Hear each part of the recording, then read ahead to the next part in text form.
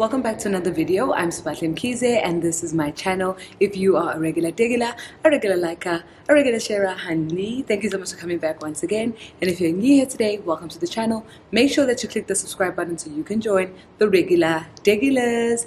Okay, my love, so before I start this video, I want to give a big shout out to Moreland University, the sponsors of our video. You guys are making sure that we have this video, so thank you so much to Moreland. If you don't know what Moreland is a university based in the US and they offer distance learning for a Teach Now preparation certificate as well as a master's in education.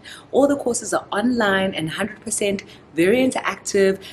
If you're looking to enroll with them, definitely check out the link in my description box. If you want to get done the Teach Now preparation certificate, it's actually 9 months long. They have payment plans as well as, you know, classes once a week so that you get to interact with people from all over the world, or teachers rather from all over the world. And if you want to do the masters, it is 1 year and it is also very interactive and online and as well as self-guided. So it really is studied at your pace, but making sure that you do keep up with your class. So it's super important for us to know all these things, because I feel like if we want to level up ourselves as teachers, here are all the different ways that you can do so. And one way is through Moreland University, where you can further your studies and upscale yourself to position yourself to get better teaching positions. Okay guys, so today's video is something a little different. It's more going to be a sit down and me kind of sharing with you guys my experience and how I do things. So as you can see by the title, I'm going to be discussing how I ease the workload as an educator or as a teacher. I know that we are aware that there are many different careers out there that have different workloads and responsibilities, and I feel like for teaching it's super important to have the conversation, to have that awareness that it's not an easy job. It's not something that you can just rock in and just do what you want and walk out. You know, you have the responsibility of, you know, children on your shoulders in terms of their education and their future, and really how the working and the learning environment is for them. So it's super important to curate that, but also it's really important that you show up as your best self and you feel like you're actually getting things done. So it can get overwhelming because there are deadlines, there are exams, there are things that you need to mark, there are, you know, there's a curriculum that you need to follow and complete, and there's also life happening in the background. So it's super important to have that awareness that life and teaching can get a lot.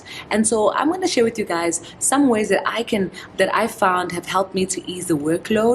It hasn't been 100% easy, but I found that with these different strategies I've you know, taken upon and used in my life, I really feel like I've found a sweet balance. And more than that, I do feel like work for me isn't as tedious as it used to be. It's not something that I like dread, but I really look forward to every single day. I know you guys pick up a lot on it on my vlogs, how much I love teaching, and it's honestly because I've placed systems around me to make sure that I do what I love and I show up every day loving it.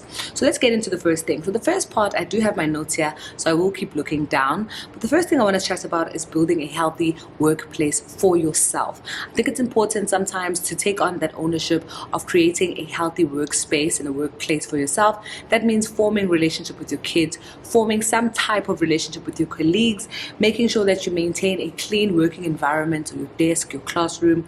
Also just making sure that you have some clear routines when it comes to preparations for your lessons. Don't walk into the lesson not knowing what you're teaching, not having your materials, not planning for the worst case scenario, not over preparing materials, but rather preparing materials for students who finish early.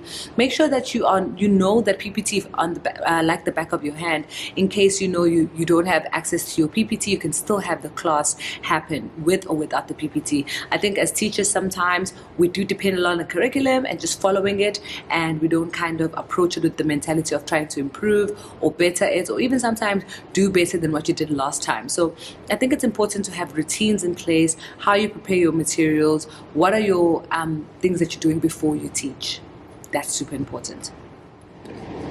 The second thing I want to talk about is reducing marking. Now I know this one is such a stressful one, especially around exam time, especially around deadlines. So how do you reduce marking? Obviously you can't reduce the workload in terms of the things the tasks that the kids have to do. They still need to get the task done. But I think you can actually differentiate or have different ways to give the kids feedback. You can have self and peer assessments where the kids are actually giving each other feedback and assessment, and they're assessing themselves. This will really better their way of reflecting on their own work and other people's work, as well as having verbal feedback while you're in the classroom. Giving the kids verbal feedback in that moment will reduce you having to go take their book, mark, give feedback, write, etc., etc. Doing that, curating or setting out time in the classroom to do that will really save you so much time and lessen the load of actual paper marking.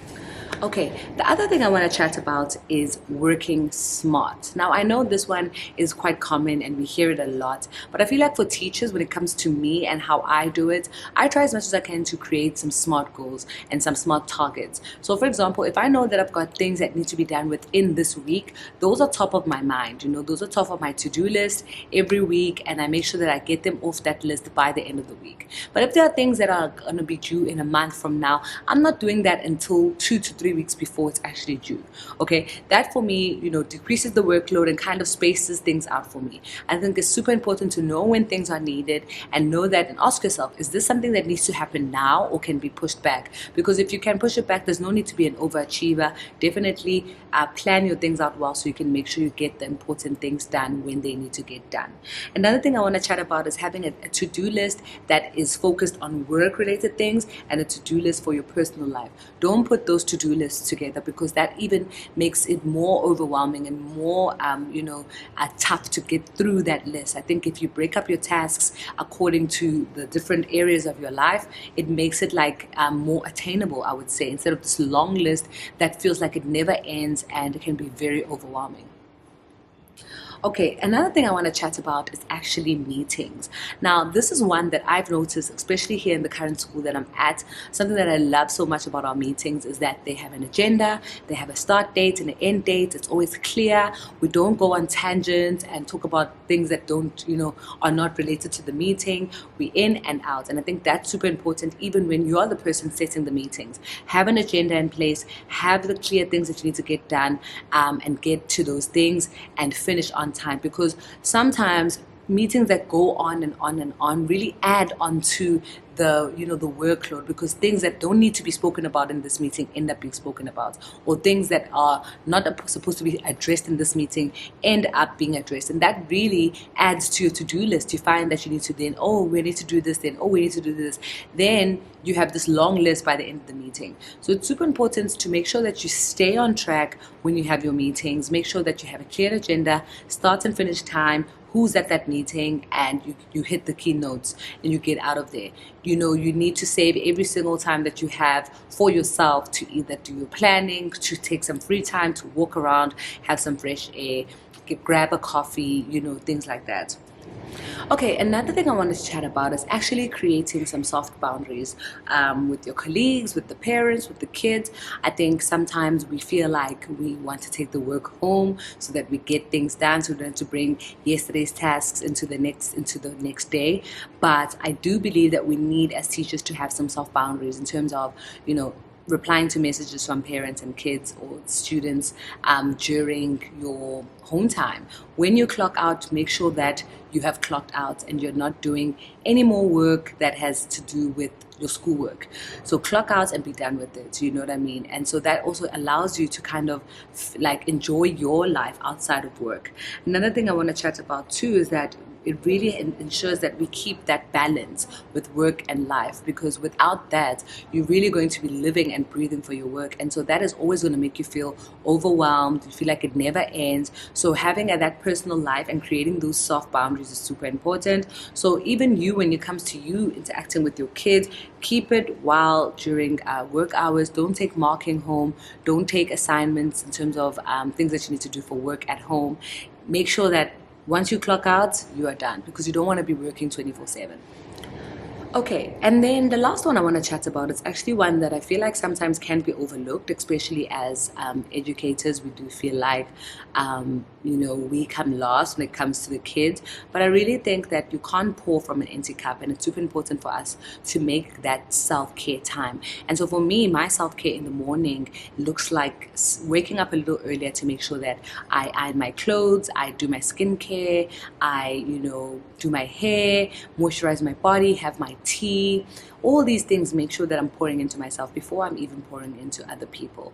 I think we need to make sure that we make that time for ourselves, because then you also walk into the school building feeling a little bit more settled. You're not rushed. You're doing things at your own pace. And so having a clear routine in the morning at home really sets the tone for the day. And I think as educators, it's super important for us to do that.